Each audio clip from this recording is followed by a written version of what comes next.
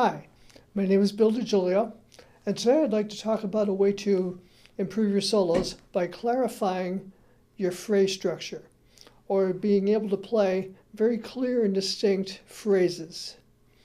One thing I hear in a lot of beginning guitarists, and unfortunately some intermediate guitarists, is that they tend to do the equivalent of run-on sentences. In other words, they play a lot of ideas, sometimes very good ideas, but they're all kind of connected with each other and run together, so there's no clarity in what they're actually trying to say musically. I'll demonstrate. I'll play a solo that'll just be a whole bunch of ideas all strung together with no separation between them, so that they just create one long solo that doesn't have any clarifying points or gaps in the phrases.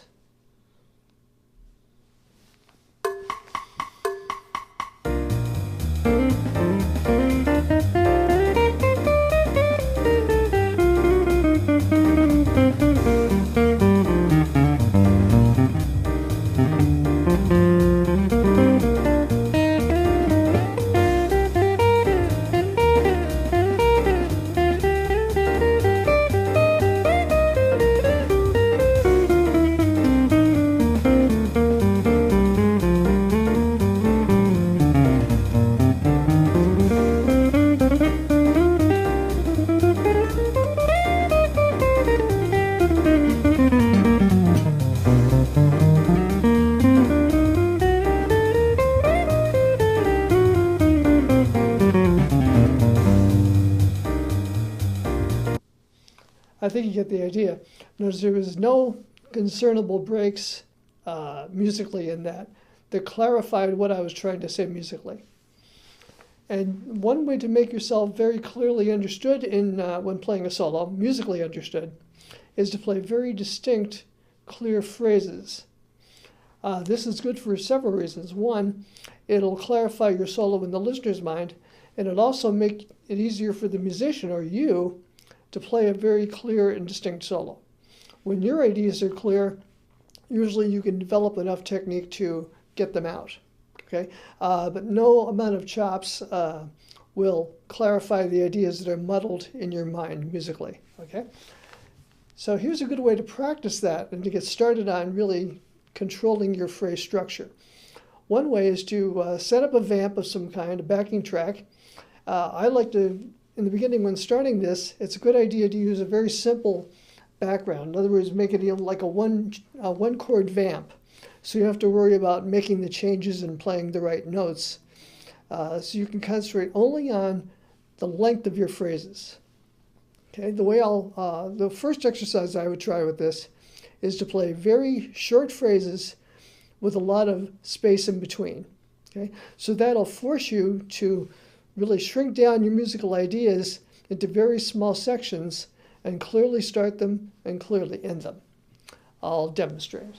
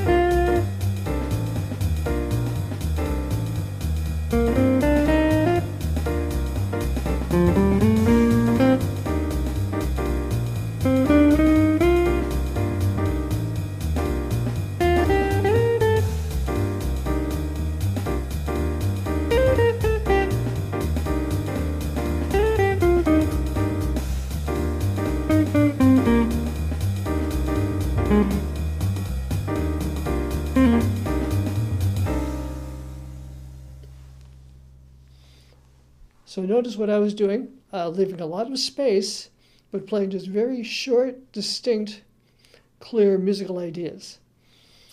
And that's a good way to get used to really clarifying what you want to do musically.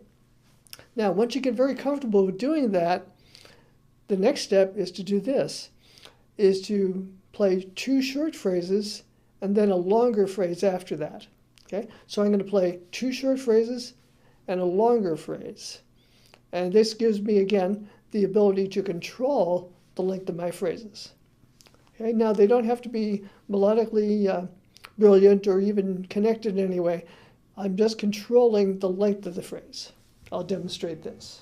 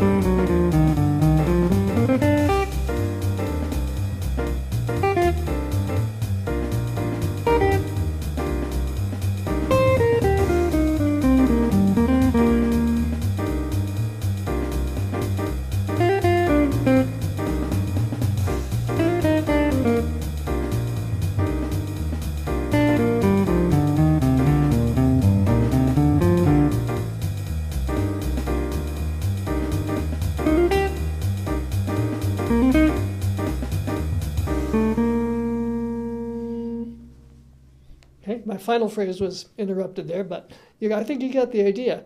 So I'm playing 2 short phrases and a longer phrase. So that's all I'm being concerned about, just the length of the phrase. Now, when that gets comfortable, and you have no trouble doing that, the next step is to connect them musically. So here's what I'm going to do. This will be a very specific way of doing this. It's almost mechanical, but it's a good way of learning how to structure phrases. Okay? I'll play a very short phrase like I did before. I'll play another short phrase that's related to the phrase I just played. In other words, I can copy it completely. I can repeat it exactly, verbatim. Or I can make one little change. In other words, I can add a note to it, add 1 or 2 notes to it. I can maybe keep the same shape. In other words, have a descending idea, but then start on a different note and have it descend. I can keep the same rhythm and change the notes. Okay, so that would be my first 2 phrases. Then the third phrase, the longer phrase, I'll just take that second phrase that I played and just extend it further so that all 3 phrases have some connection to each other. Okay, I'll demonstrate that.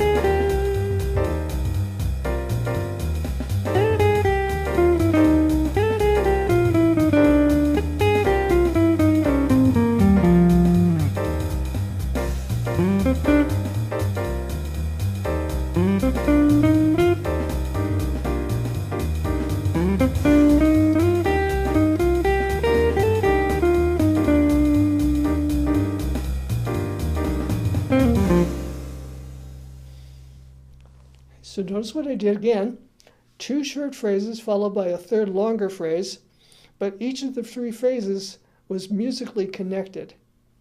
So notice one thing that you have to learn to do when in soloing is to play something and then remember what you played.